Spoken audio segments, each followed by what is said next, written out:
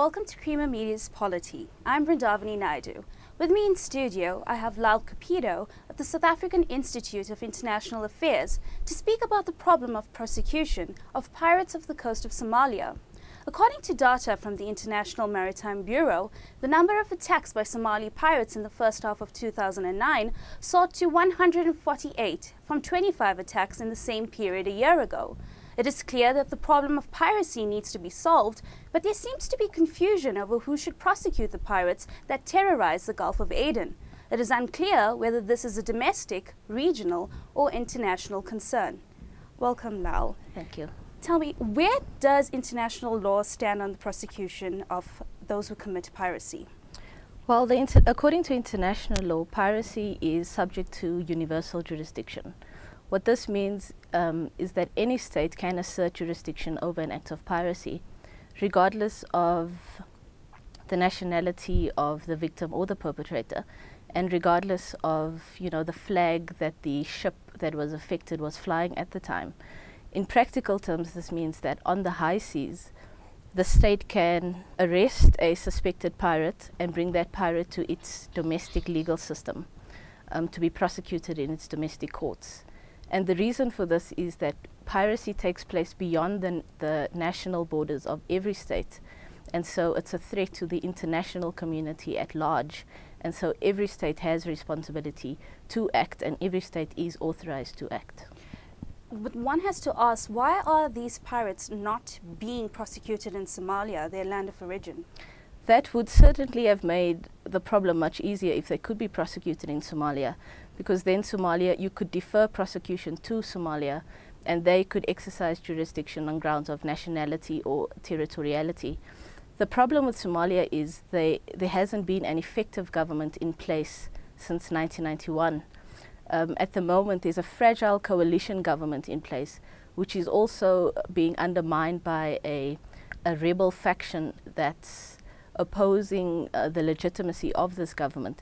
So for the past 18 years, you've seen Somalia being governed by warlords, Islamist groups.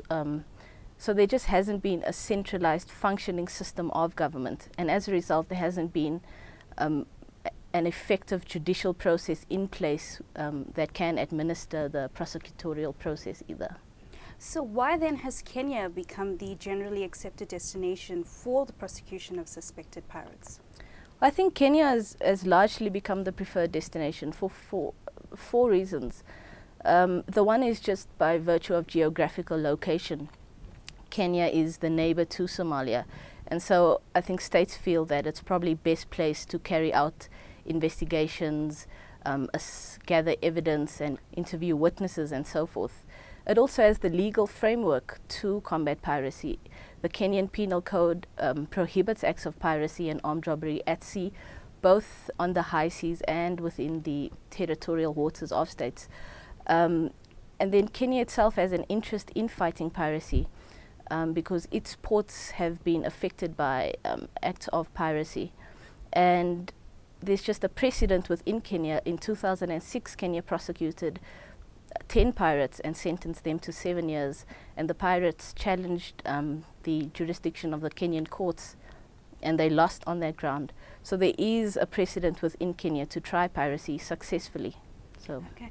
And why have developed countries not taken responsibility for the prosecution of Somali pirates?